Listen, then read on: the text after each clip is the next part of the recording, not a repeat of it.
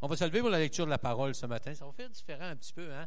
Et je me souviens quand j'ai débuté ma vie chrétienne, combien est-ce qu'il nous invitait à nous lever lorsqu'on lisait la parole de Dieu pour débuter l'assemblée. Et parce que la parole de Dieu, c'est quelque chose de merveilleux. Amen. Amen.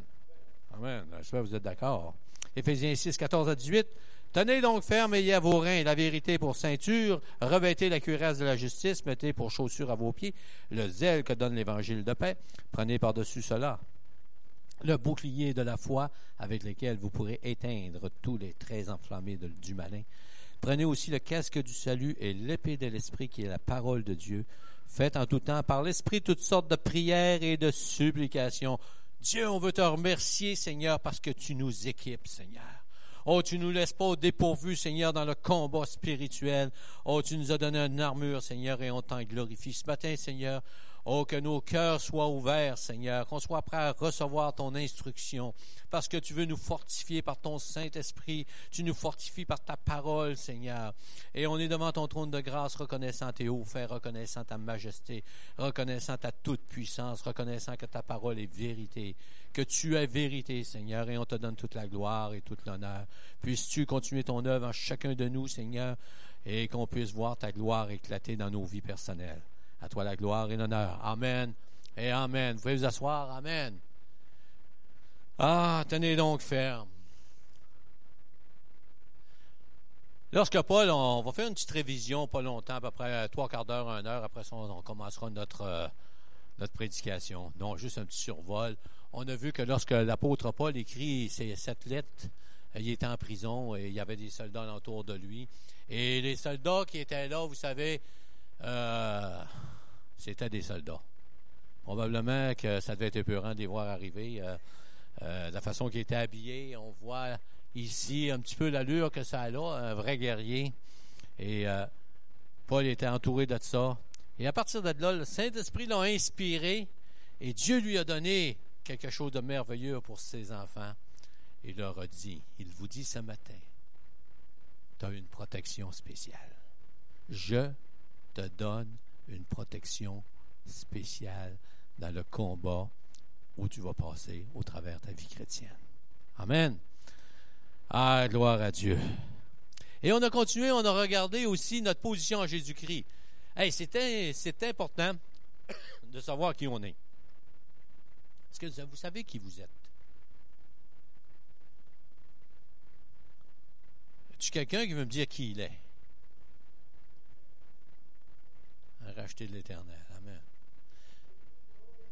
Amen. Mais si vous allez dans le monde et vous demandez à quelqu'un, tu connais-tu Germain Bédard? Il va dire, Germain Bédard, c'est un homme d'une 60aine d'années. 70 ans. 70 ans. Germain, il est pas grand, il est assez costaud. Il était chauffeur d'autobus, puis il était très rigide. Hein? C'est ce que le monde dirait de nous autres. Mais lorsqu'on va du côté spirituel, on est une nouvelle créature. Amen.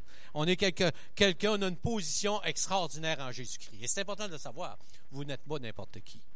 Vous êtes des enfants de Dieu, rachetés par le sang précieux de Jésus-Christ, et vous êtes passés par une dimension que les autres ne connaissent pas, que lorsque vous leur parlez que vous êtes né de nouveau, ils ne comprennent pas que vous avez passé par la repentance. Un enfant de Dieu, c'est quelqu'un qui passe par la repentance, qui est sauvé par grâce. Amen.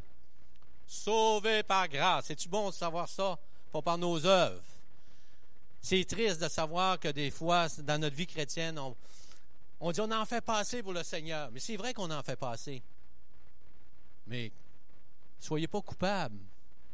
Soyez pas écrasés parce que vous en faisiez passer. Parce qu'on n'en fera jamais assez pour le Seigneur. Mais on a été créés en Jésus-Christ pour de bonnes œuvres qu'il a préparées d'avance. Jamais on n'en fera assez pour le Seigneur. Mais le Seigneur connaît nos talents, il connaît nos difficultés, et c'est bon de savoir qu'on est sauvé par grâce. On a vu que l'enfant de Dieu, celui qui est racheté par grâce, il y a quelque chose qui se passe. Sa façon de marcher change. Il ne fonctionne plus comme il fonctionnait anciennement. L'enfant de Dieu, on a vu que c'était des personnes qui se réunissaient ensemble, puis ils marchaient dans l'unité. Vous avez tout ça. Une chose qui est là aussi, c'est que on est équipé, on a la vérité pour ceinture, la cuirasse de justice, chaussures à nos pieds, bouclier de la foi, casque du salut, l'épée de l'esprit, puis j'ai mis en parenthèse la prière, parce que la prière fait partie intégrante du chrétien. On a vu aussi que, la semaine dernière, que la composition de l'homme, que l'homme soit né de nouveau, qu'il ne soit pas né de nouveau, il est composé de 3 choses selon la parole de Dieu qu'on voit dans Thessaloniciens, 1 Thessaloniciens 5, 23, corps, âme et esprit. Mais, parce qu'on a une nature humaine, notre position, on s'en va là, on dirait qu'il manque de stock, que ça a tout ratissé. Ah! J'ai demandé aux gens c'était qui ce bonhomme-là. Tout le monde me dit c'est le diable. Ils ont reconnu le diable. Et on avait développé que le diable n'est pas comme ça pantoute. Oh, je sais pas. J'ai pris ça sur Internet. Là. Écoutez, moi, je ne sais même pas ce que ça veut dire. Le diable n'est pas ce qu'il veut nous faire croire. Un bonhomme en collant, avec des cornes, rouge comme le pasteur. C'est pas ça. Le diable se déguise en ange de lumière. Il peut revêtir toutes sortes de façades. Et son but, c'est de nous faire tomber. Amen. Mais la bonne nouvelle, il y a des bonnes nouvelles. Amen. La parole de Dieu, c'est la bonne nouvelle. 1 Corinthiens 10, 13 nous dit que aucune tentation ne nous est survenue qui n'ait été humaine, et Dieu qui est fidèle ne permettra pas que nous soyons tentés au-delà de nos forces, mais avec la tentation, il préparera toujours un moyen d'en sortir. Hey, c'est-tu bon, ça? Amen, ça fait du bien de savoir ça.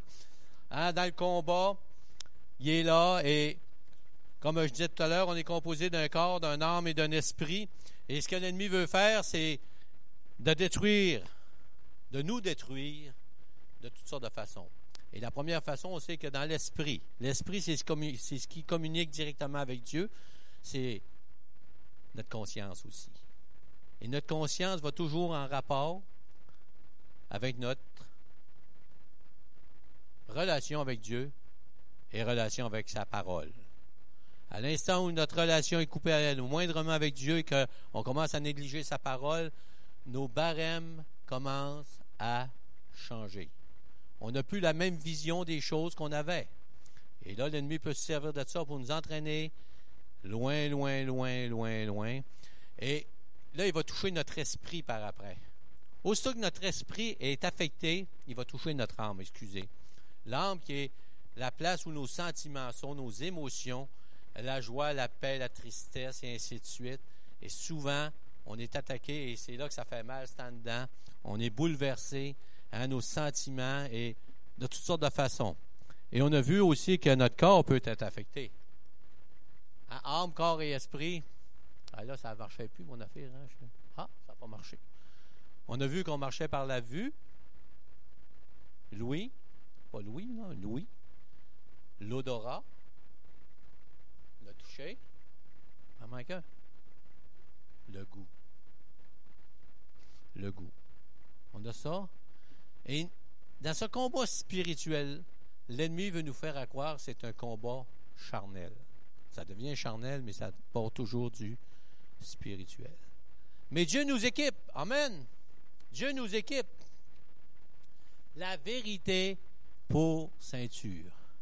Quelle est la vérité? C'est intéressant, hein? C'est quoi la vérité? Si je vous posais une question ce matin, c'est quoi la vérité? C'est facile de dire ça, mais posez donc la question à des gens que vous rencontrez sur la rue. C'est quoi la vérité? Contraire du mensonge. Mais c'est quoi le mensonge? Il n'y a plus de mensonge. La vérité, la vraie vérité, si vous demandez à quelqu'un sa vérité, vous posez la question à 10 personnes, vous allez avoir 10 réponses différentes parce que la vérité est toujours en fonction de qu'est-ce qu'on croit, de qu'est-ce qu'on pense, de qu'est-ce qu'on véhicule, et ainsi de suite. La vérité, elle est changeante. Chaque personne a sa propre vérité. Même moi, j'ai ma propre vérité sur certaines choses. Il y en a qui me regardent puis disent oui, Je ne sais pas s'il connaît des choses que je ne sais pas. Mais on a toute notre vérité. Hein? Si on parle d'un sujet bien terre à terre, je ne sais pas. Qu'est-ce que vous pensez de la politique? Hein, on va en avoir des vérités.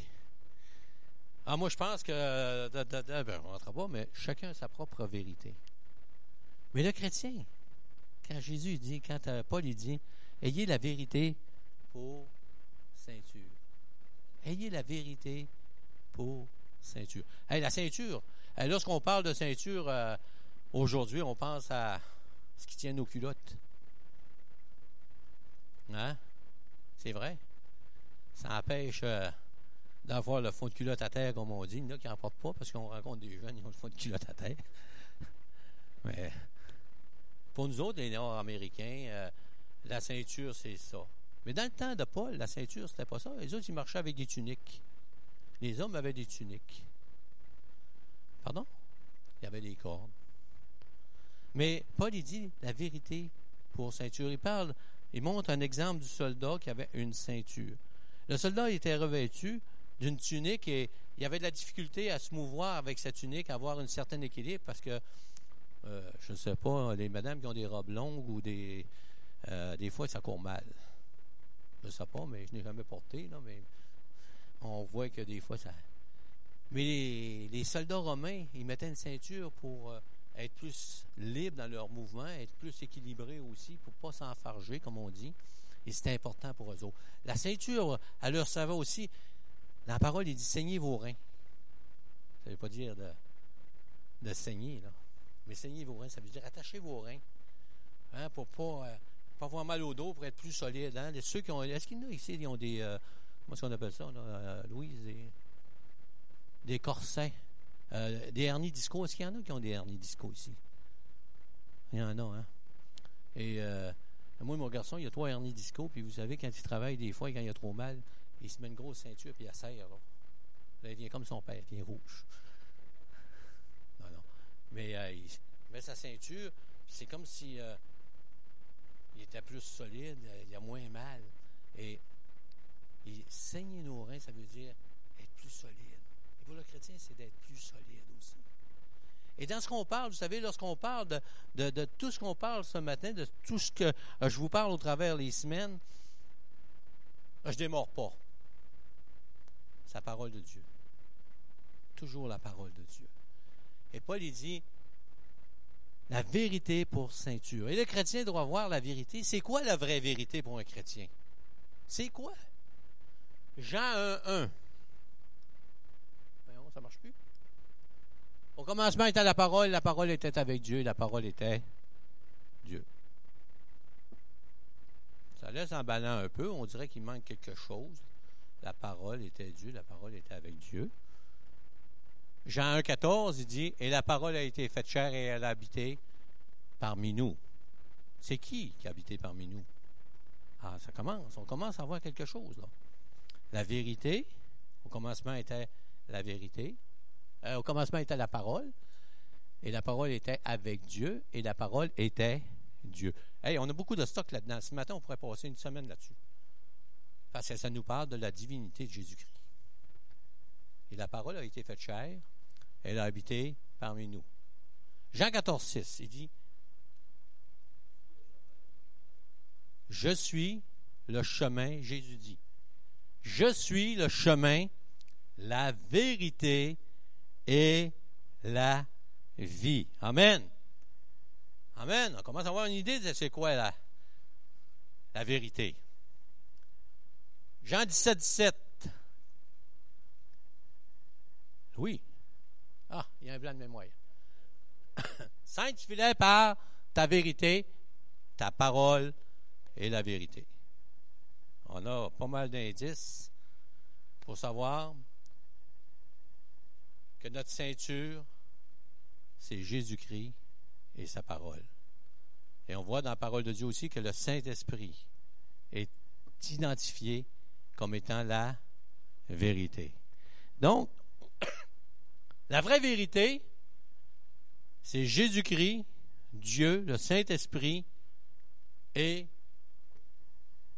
sa parole.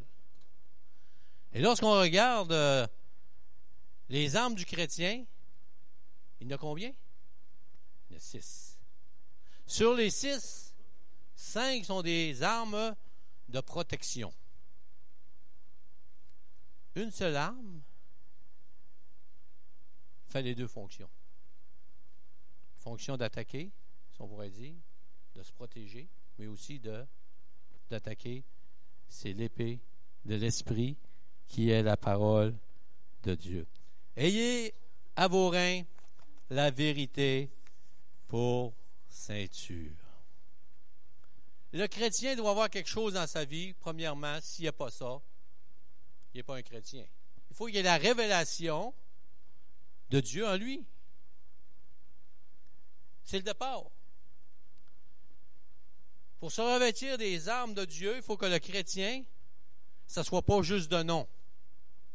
On s'entend bien? Jésus dit, ce n'est pas tous ceux qui disent Seigneur, Seigneur, Seigneur qui vont entrer dans le royaume de Dieu. Il y a bien des personnes qui ne comprennent pas ça. Ils disent, voyons donc, ils disent Seigneur, Seigneur. S'ils disent Seigneur, c'est parce qu'ils sont sauvés. Non. Pas parce que je dis Seigneur, Seigneur, que je suis né de nouveau.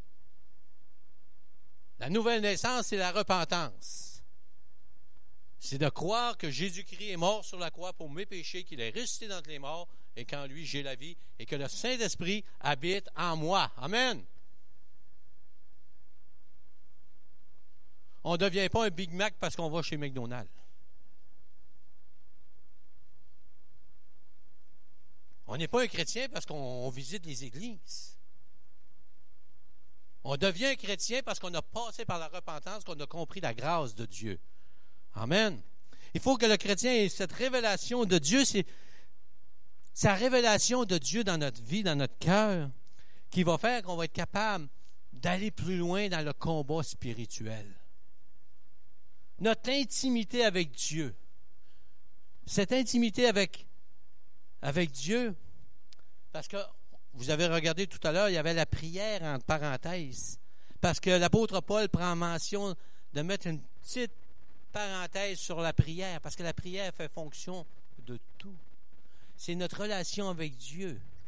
Lorsqu'on prie, on entre en communion avec Dieu d'une façon extraordinaire, qu'on ne pouvait pas faire avant. Et notre esprit est en communion avec Dieu. Et alors, on est capable de discerner les choses de Dieu. Une révélation en nous, des rémas de la parole de Dieu, des rémas de Dieu, le Saint-Esprit qui va parler à nos cœurs. Le Saint-Esprit qui va rendre témoignage à mon esprit que je suis un enfant de Dieu lorsque le combat s'engage. Amen. Le doute va disparaître. Si je mets la ceinture à mes reins, je suis saint. Et j'ai cette relation avec Dieu, je vais marcher droitement dans le Seigneur. Et la relation que je vais avoir avec Dieu va m'amener plus loin dans mon combat. Je vais pouvoir résister. Amen. 2 Jean. C'était-tu là? Mais je dis. OK, c'est correct. Ça y va. 2 Jean, chapitre 1, verset 1-2. L'ancien Akiria, l'élu et ses enfants, que j'aime dans la vérité. Et ce n'est pas moi seul qui les aime, mais aussi tous ceux qui ont connu la vérité à cause de la vérité qui demeure en nous et qui sera avec nous pour l'éternité. Jésus-Christ. Amen. Nous sommes le temple du Saint-Esprit et l'Esprit de Dieu habite en nous. Christ en nous. Amen. Et lorsque Christ habite en nous, demeure en nous, qui sera contre nous? Paul il dit, qui accusera les élus de Dieu? L'ennemi va essayer. C'est le père du mensonge. Il va essayer de toutes sortes de manières de nous faire douter de notre salut, de nous faire douter que la parole de Dieu est la vérité. On va sonder ça tout à l'heure encore davantage. Mais plus on est en relation avec Dieu, plus on est fort. Plus on est fort. Parce qu'on ne repose pas sur notre force. On ne repose pas sur nos œuvres, sur ce qu'on fait, sur nos talents. Mais on repose sur la personne de Jésus-Christ. Si Christ habite en moi, si j'ai ma relation personnelle avec Dieu, il va se produire quelque chose. Si Jésus est à ma place, vous êtes-vous posé cette question-là? Hein? Si Jésus est assis à votre place,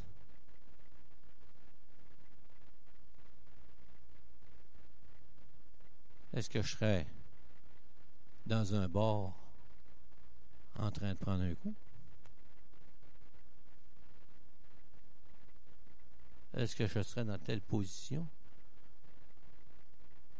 Lorsque mon pasteur a dit ça, une des premières fois que je suis allé à l'église, il a dit « Hey, réfléchis, si Christ est en toi, lorsque tu es quelque part, demande-toi toujours, si Christ est à ma place, est-ce qu'il serait ici? » Et c'est pas long qu'il te parle. Je suis redondant avec mes histoires des fois. Mais lorsque ma femme me parlait du Seigneur, vous savez, j'allais la reconduire parce que son père, même si c'était une vieille, elle avait 22 ans. Son père, qui était chrétien, il disait à 11 heures, elle est à la maison. Et j'allais la reconduire et après l'avoir reconduit, mon auto s'en allait toujours à la même place à l'hôtel, au Royal. Puis la journée où le pasteur a dit, si Jésus est à ta place, serais-tu là? Non. C'était fini. L'Esprit de Dieu habite en toi. Amen. L'Esprit de Dieu est là pour sonder nos cœurs, pour nous donner de la force, pour nous ceindre, si on pourrait dire, pour qu'on soit capable de marcher dans un équilibre. Et la parole de Dieu, c'est l'équilibre pour le croyant. Amen. La parole de Dieu, Jésus-Christ, c'est notre équilibre, la personne de Christ. C'est lui qui va nous faire avancer, aller plus loin. Et l'apôtre Jean continue. Dans 2 Jean 1,4, il dit « J'ai été fort réjoui de trouver de tes enfants qui marchent dans la vérité, qui marchent comme Christ marchait, qui marchent à la façon de Christ, qui marchent comme Jésus-Christ marchait sur cette terre. » Et il continue. Il dit dans 3 Jean 3,4 « J'ai été fort réjoui lorsque des frères sont arrivés et ont rendu témoignage de la vérité qui est en toi, de la manière dont tu marches dans la vérité. » Savez-vous que les gens du dehors vous regardent? Puis ils ont du discernement, hein? Puis ils portent des jugements. C'est normal. Toi qui te dis chrétien, comment ça se fait? Tu fais ça. Comment ça se fait que tu témoignes de l'amour de Jésus-Christ? Tu parles de repentance, tu parles du péché, puis tu vis comme moi je vis. Tu marches à la manière contraire de ce que tu dis. Tu n'as pas grand force à ce moment-là. Tu es une proie pour l'ennemi.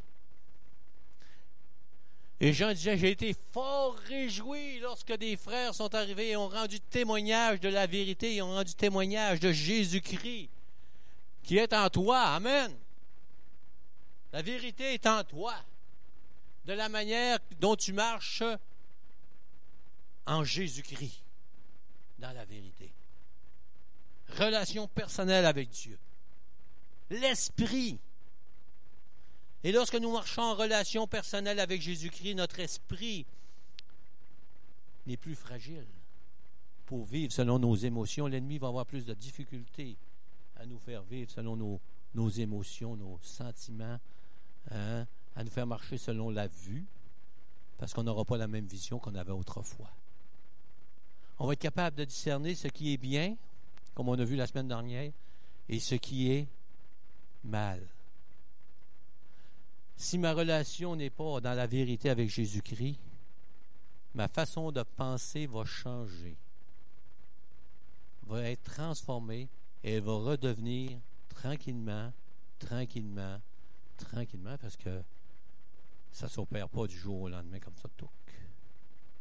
L'ennemi est rusé et c'est graduel.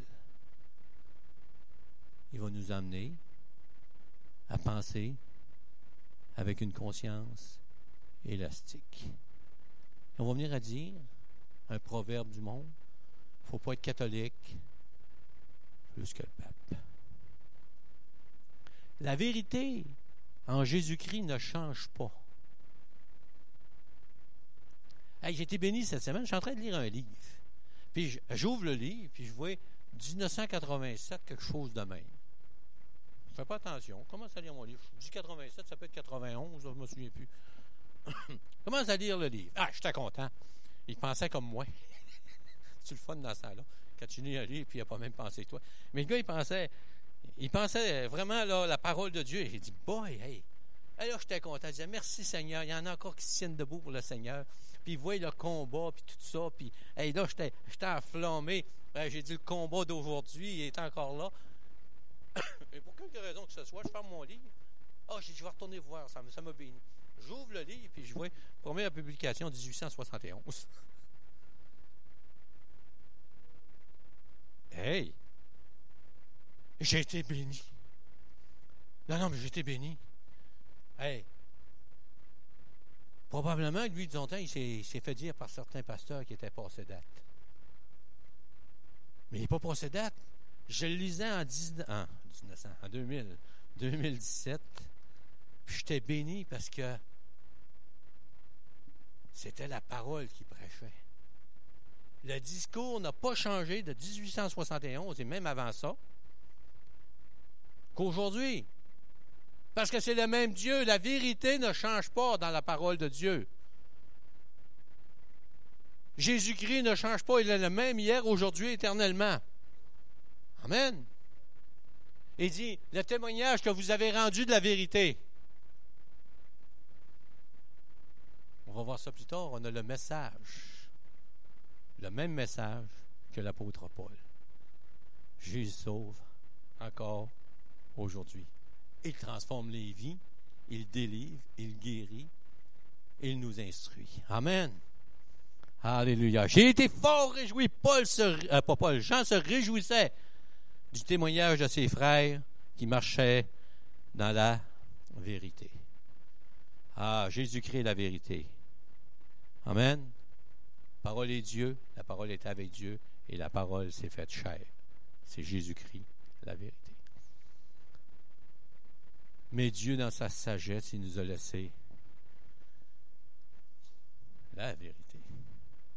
Il a écrit la vérité.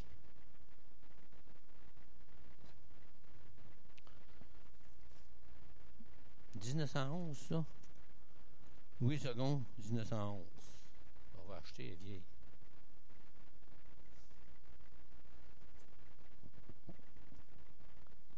La parole de Dieu ne change pas. Et c'est pour ça qu'on rentre dans notre deuxième domaine. Comment est-ce qu'on peut saigner nos reins pour le combat? Pour le combat. L'apôtre Paul dit, dans Colossiens 2, 7 à 8, étant enraciné et fondé en lui, en Jésus-Christ. Connaissez-vous ça, des saules pleureurs? Ma femme a connu un homme pleureur. Un saule pleureur. Si je vous demandais, est-ce qu'il y a des gens qui font de la botanique ici? L'horticulture. La botanique. L'horticulture, des jardins.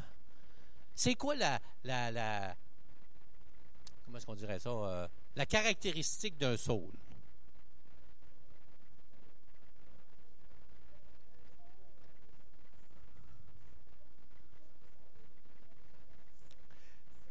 Hey! Il peur. Elle me fait peur. Hein? Hey, là, un saule pleureur, ça a des racines, ça profond, c'est gros, ça rentre dans la terre, ça s'étire, puis ça va jusqu'à défoncer des solaires. Tu as raison. Non, mais tu as raison. Ça bouche les drains. Hein, ça perce les piscines. Mais c'est beau. Hein, hey. Soyez tous des saules pleureurs. Allez vous abreuver à Jésus-Christ. Amen. Ayez des racines solides, des grosses racines. Et la qualité, une caractéristique d'un saule pleureur, c'est que les racines, ils vont vite. Vous les coupez, puis ils repoussent encore, puis ils continuent encore. Hein? Ah. Il dit, soyez étant enracinés et fondés. C'est que j'ai dit. Ah, j'ai fait. Ah, je suis rendu, moi, là. J'ai payé sur un piton encore, là. Non, ça va vite, vite, vite, vite, vite, vite, vite, vite, vite, vite, vite, vite, vite, vite, vite, vite, vite, vite, tout, tout, tout, tout. Bon, on arrive. Ah, boy.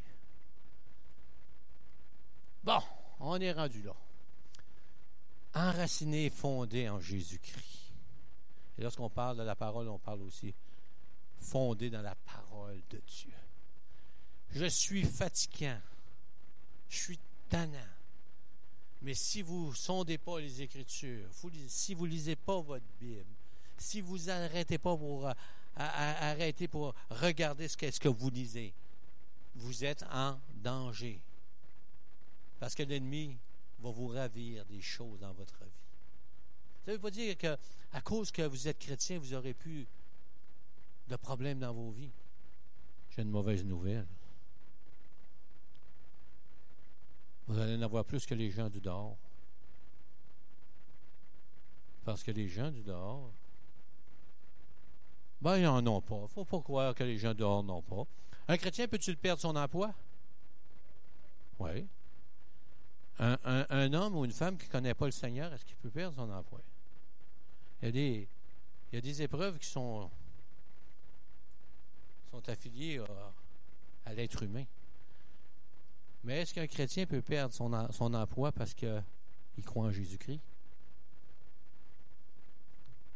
Hein? Ça, c'est un combat spirituel. Si ton boss te dit, tu fais ça, puis c'est contraire à la parole de Dieu, puis tu dis non.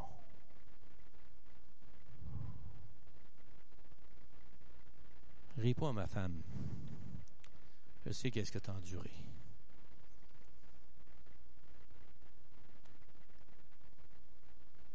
Lorsqu'on est non-croyant et qu'on perd notre job parce qu'on était voleur, c'est normal. Mais perdre sa job parce que tu es honnête, c'est dur pour le moral. Mais ça arrive.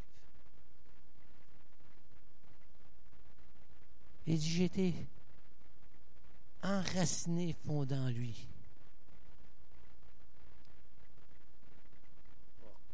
Et affermi par la foi d'après les instructions qui vous ont été données. Les instructions sont où?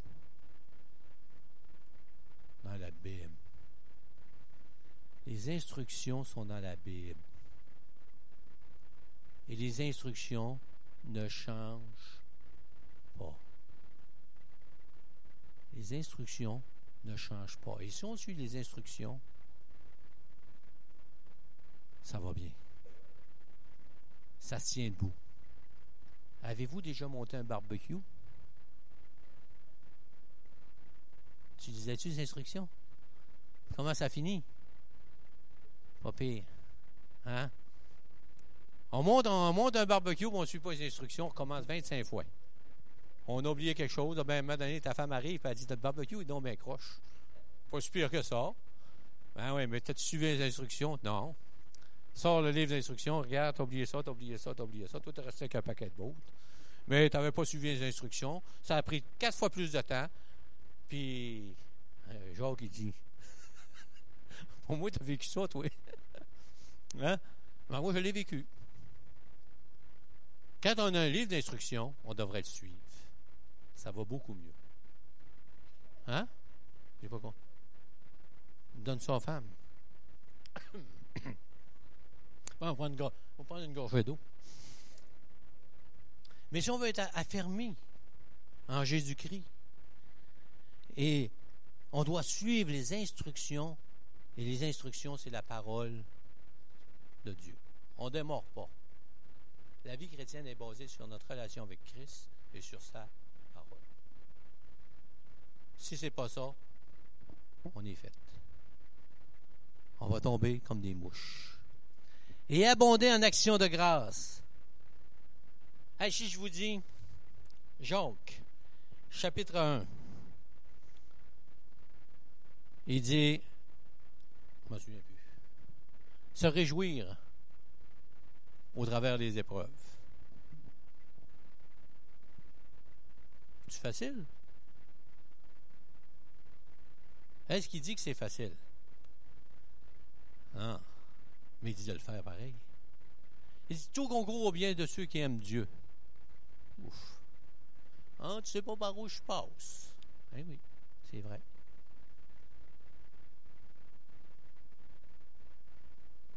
Mais parce qu'on croit en Jésus-Christ, parce qu'on a une relation, parce qu'on est né nouveau, il y a des combats qui nous appartiennent en tant qu'enfants de Dieu. Et si on n'a plus de combat, c'est parce qu'au départ, notre relation avec Dieu et avec sa parole n'est pas ce qu'elle était. Si on n'a plus de combat. Parce qu'une vie chrétienne, c'est une vie de combat. Pas le fun, hein?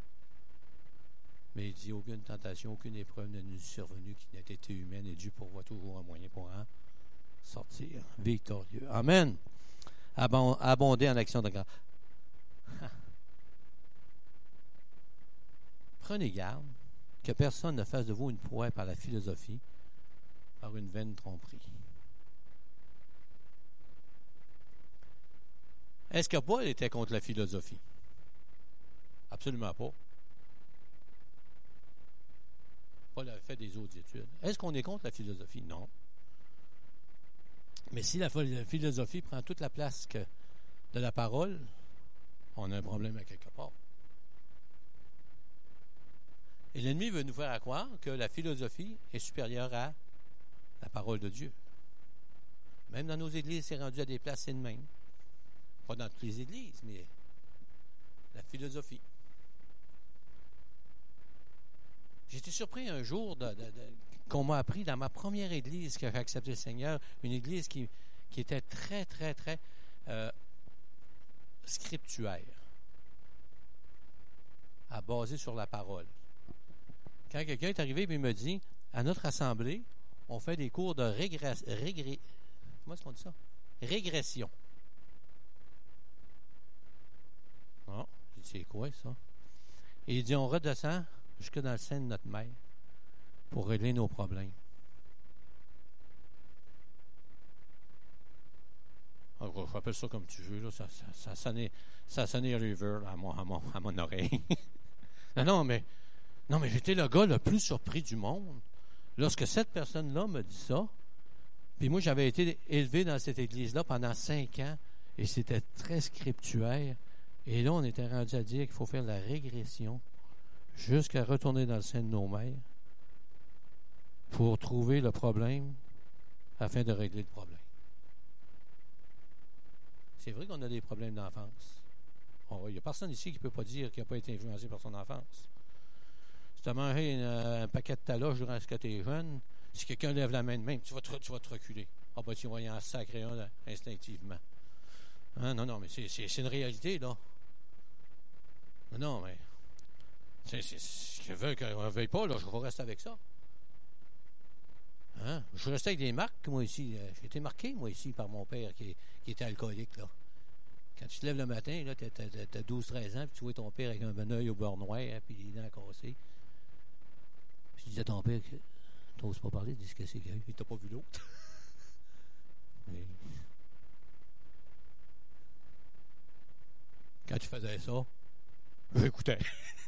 Il n'y avait pas besoin de parler, il faisait juste ça. Oups, on rampait. Ah non, mais c'est une réalité, là. Dieu est bon pour nous autres. On est d'une nouvelle créature. Les choses anciennes sont passées. Oui, il y a des marques.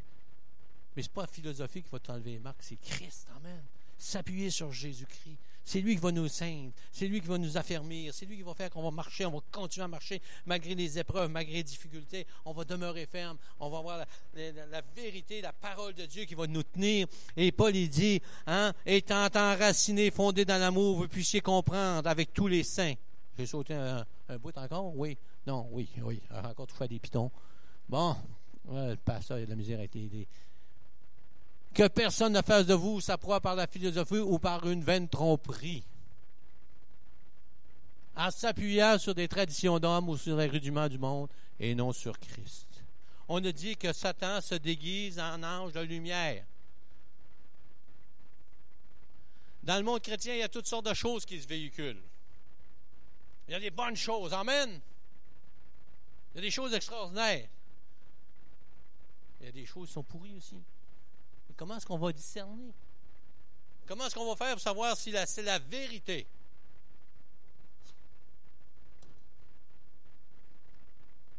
Paul dit, lorsqu'on est enraciné dans la parole de Dieu, lorsqu'on est fondé en Jésus-Christ, lorsqu'on lit la parole de Dieu, qu'on la scrute,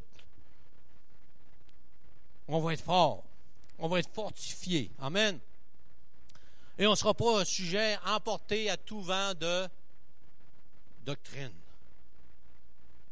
À tout vent de doctrine. On va pouvoir demeurer ferme. Amen. Parce que Satan se déguise en ange de lumière. Il y avait un pasteur qui était... quand j'étais un jeune chrétien, il y avait un évangéliste itinérant. Itinérant, ça veut dire qu'il allait de ville en ville. Il ne faisait pas partie d'aucune organisation. Puis, il était venu prêcher dans le coin où on restait. Et il avait passé à la radio. Lui avait réussi à passer à la radio, puis nous autres, on n'était pas capables. Comme chrétiens, à cette époque-là, c'était difficile d'avoir une entrevue à la radio. Mais lui avait réussi et l'intervieweur il avait demandé comment tu fais pour attirer du monde avec la parole de Dieu? Ben, il dit, monsieur, on n'attire pas le monde avec du vinaigre, on l'attire avec du miel. Fait que de temps en temps, la parole, il dit, on l'adoucit.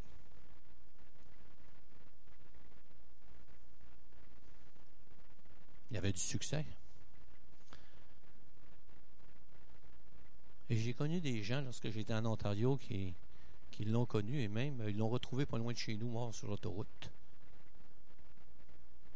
Il avait été tiré. Mais il a tiré des chrétiens dans son jeu. Il y avait une belle parole. Il y avait un charisme. Et il y a des hommes qui l'ont suivi malheureusement. Que personne ne fasse de vous sa proie par la philosophie et par une vaine tromperie s'appuyant sur des traditions des hommes et sur le rudiment du monde. Et Paul nous parle de ça constamment dans sa parole. Et ça, c'est là pour nous édifier. Amen. Peut-être que vous ne voyez pas d'édification là-dedans, mais moi, ça m'édifie. Amen. La parole de Dieu, elle m'édifie. On va continuer avec Colossiens 3, Éphésiens 3, 16 et 19. Afin qu'il vous donne, selon sa richesse, la richesse de sa gloire, d'être puissamment fortifié par son esprit dans l'homme intérieur. Amen. Lorsque l'homme extérieur se détruit, l'homme intérieur se renouvelle à chaque jour. Lorsque Paul écrit aux Romains, chapitre 12, il dit de ne pas se conformer au siècle présent, mais soyez transformés par le renouvellement de l'intelligence, afin que vous puissiez discerner ce qui est agréable et bon pour le Seigneur. Amen. Fortifié par son esprit dans l'homme intérieur, en sorte que Christ habite dans vos cœurs par la foi, afin qu'étant enraciné, fondé dans l'amour, vous puissiez comprendre avec tous les saints quelle est la largeur, la longueur, la profondeur et la hauteur, et connaître l'amour de Christ qui surpasse toute connaissance, en sorte que vous soyez remplis jusqu'à la plénitude de Dieu. Amen. Lorsqu'on est rempli de la plénitude de Dieu, qu'on est rempli de Jésus-Christ, qu'on est rempli du Saint-Esprit, que la parole de Dieu fait son effet en nous. Amen. Il y a quelque chose qui se passe et l'ennemi a moins d'emprise sur nous. Amen. Vous allez passer encore par des moments difficiles parce que vous êtes chrétien. Aussi longtemps que vous allez vous afficher, que vous allez vivre Jésus-Christ, le combat est engagé.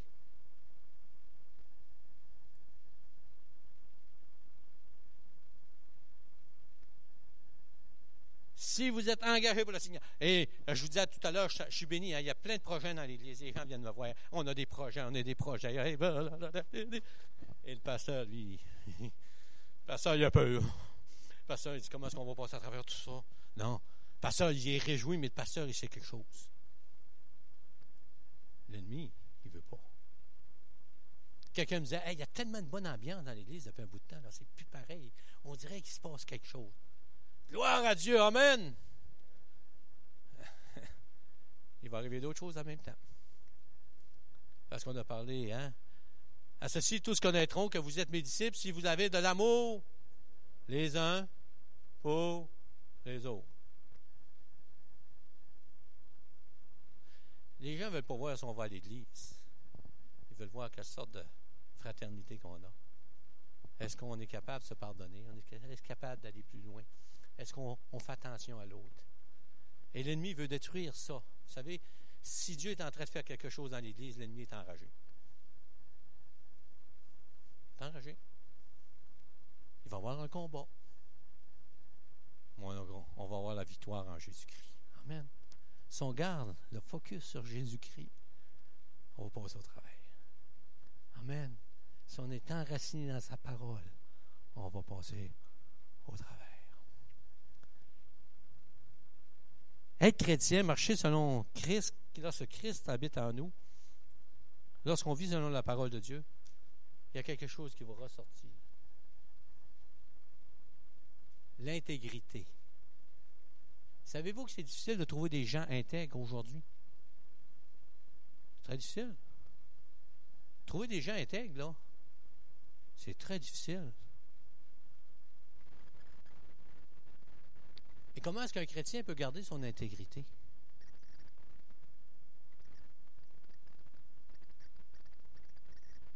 Que mon oui soit oui, que mon oui soit oui, que mon non soit non. Comment est-ce que je peux marcher dans l'intégrité? Quand je vous ai dit, fais ce que je dis, fais pas ce que je fais. L'intégrité, c'est pas ça. L'intégrité, c'est selon la parole de Dieu.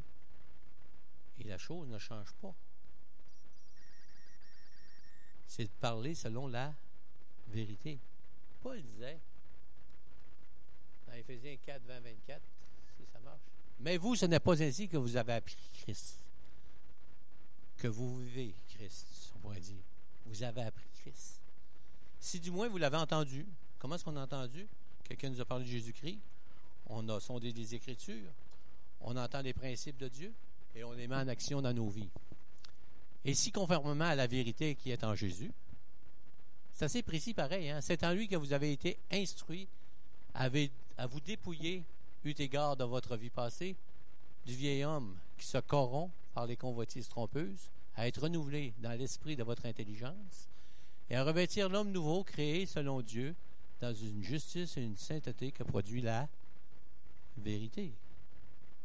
Tout est la base, c'est la vérité, c'est la parole de Dieu. Et pour marcher dans l'intégrité, le chrétien doit marcher selon les principes de la parole de Dieu. Et lorsqu'on marche selon les principes de la parole de Dieu, peu importe la situation, on ne fait plus fi de l'humain, même si on l'aime. Vous comprenez ce que je veux dire? On ne change pas notre position à cause d'une situation qui nous arrive. Ça, c'est un manque d'intégrité. Ça, c'est une œuvre de l'ennemi qui va faire changer une conviction qu'on avait devant le Seigneur qui était intégrée dans notre cœur. Et on tombe face à face à une situation qui nous dérange. Et pour plaire à quoi que ce soit, bon, on dit, on va mettre le principe de Dieu un petit peu de côté parce que il y a ça. On vient de perdre notre intégrité. Dieu veut qu'on soit intègre. Et le seul moyen d'être intègre, c'est de marcher selon les principes de la parole de Dieu. La ceinture de vérité. La semaine prochaine, on va voir la cuirasse de justice. Comment est-ce qu'on peut se revêtir de la cuirasse de justice? Qu'est-ce que c'est ça? Mais ce matin, on a regardé la ceinture. Est-ce que Christ a toute la place dans ta vie encore aujourd'hui? Est-ce que ta relation avec Dieu est là? Est-ce que tu peux dire l'Esprit de Dieu habite en moi? Est-ce que tu peux dire ce matin que lorsque je marche à chaque jour, les gens voient Christ en moi par mon comportement? Est-ce que tu peux dire ce matin, c'est la parole de Dieu, la Bible, qui me tient dans la vérité, qui me tient dans l'intégrité? Et ça, c'est juste le commencement. Parce que si tu n'as pas ça, tu vas avoir de la misère à rajouter le reste. Parce que c'était la première chose que le soldat mettait, c'était sa ceinture. Parce qu'après sa ceinture, sa cuirasse était attachée. Et s'il n'y avait pas sa ceinture, puis il mettait sa cuirasse, elle partait sur tous les côtés. La ceinture, c'est le début. C'est ce qui va faire que le soldat va pouvoir revêtir toute son armure pour marcher d'un pas ferme. Lorsqu'on marche dans l'intégrité, qui va être produit par la connaissance de la vérité qui est en Jésus-Christ, sa parole, on va résister. On n'attaquera pas. On va résister. Parce que l'ennemi nous attaque. Avez-vous déjà vu une gazelle attaquer un lion? Ça doit être assez rare. Moi, en tout cas, moi, je n'ai pas vu, là. Je n'ai pas vu grand-chose, c'est vrai, là. Hein? C'est le contraire, hein?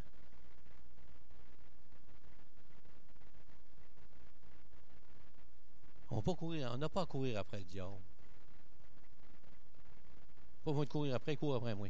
Mais je peux y résister. Je peux y résister. Avec Christ qui habite en moi, son esprit qui habite en moi et sa parole. On peut résister aux mensonges du diable. Et c'est à ce moment-là qu'on va marcher dans la paix. J'ai des positions devant le Seigneur, personnellement. Et je me suis fait dire que j'étais passé date. Puis vous savez, ça me fait plaisir. Ça me fait plaisir des fois. Ah, l'être humain dit, ah, bah, il m'aime pas. Mais lorsqu'on me dit ça, puis je marche selon les principes de la parole de Dieu. Je dis merci Seigneur.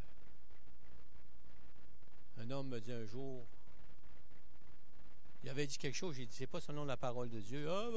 J'ai dit, on va aller s'asseoir, on va aller prendre un repas ensemble, puis on va en discuter. Fait qu'on est allé, puis vous savez qu'est-ce qui est arrivé? Il a commencé à vouloir me convaincre. J'ai ouvert la parole de Dieu, j'ai dit, c'est ça qui est marqué. Ben, il dit, il faut savoir lire entre les lignes. Pas de même, ça marche. Passez date, le bonhomme. Ma parole n'est jamais passée date. Et c'est ça qui va nous tenir. Dans un monde de mensonges, où il n'y a plus d'intégrité à nulle part, et où la vérité est changeante à toute espèce de situation ou de façon de penser. Mais l'enfant de Dieu qui veut résister va vivre en vivant Jésus-Christ à chaque jour, en sondant, en lisant la parole de Dieu. Il va être capable de résister aux attaques de l'ennemi. Et vous savez, comme notre frère Carl a partagé, il nous a marqué, Carl. Carl, si tu écoutes ça, tu nous as marqué.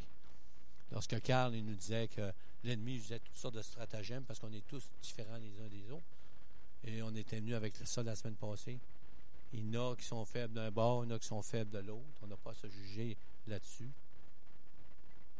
Mais l'ennemi va toujours nous prendre sur le côté qu'on est faible. C'est comme la maladie, comme le stress. Quelqu'un me partageait cette semaine qui était stressé. C'était un inconverti.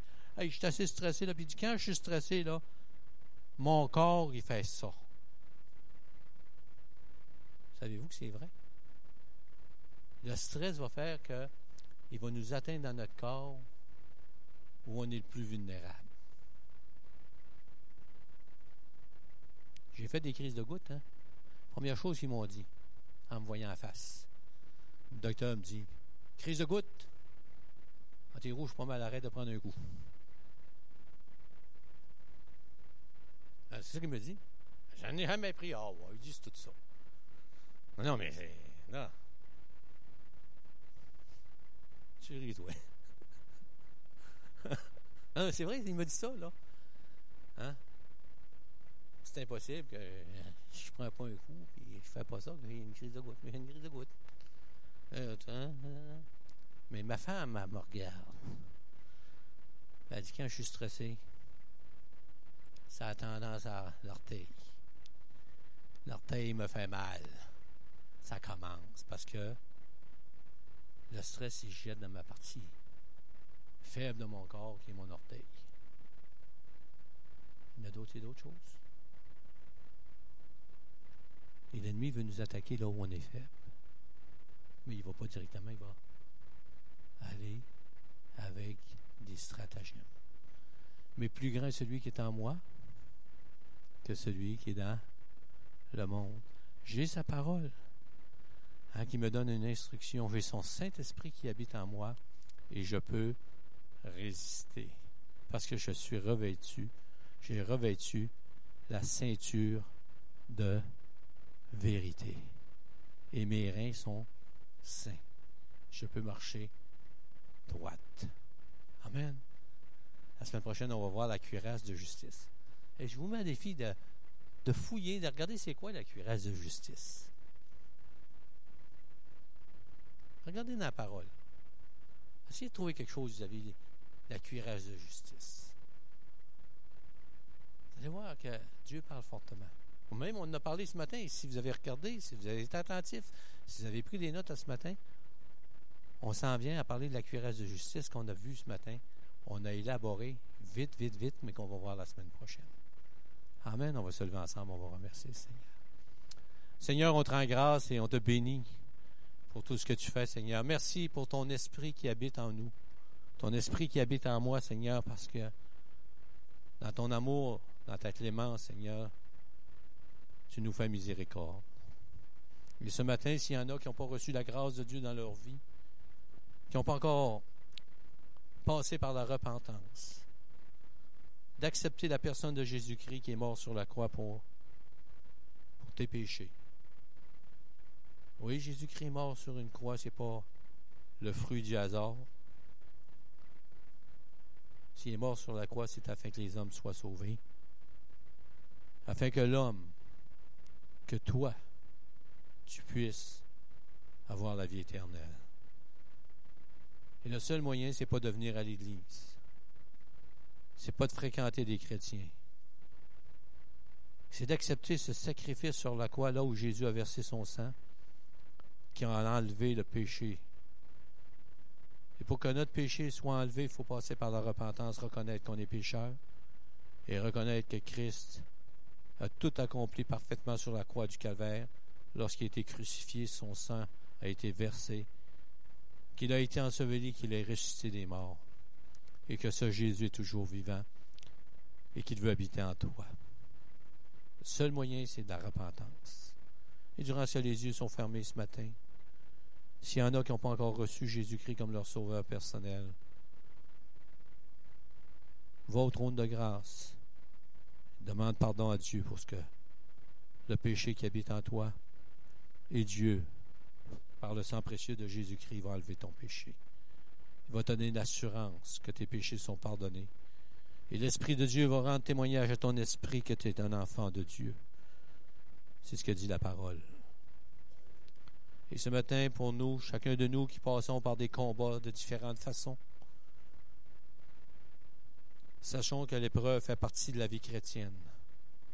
Et que si on souffre à cause de Jésus-Christ, ça fait partie de la vie chrétienne.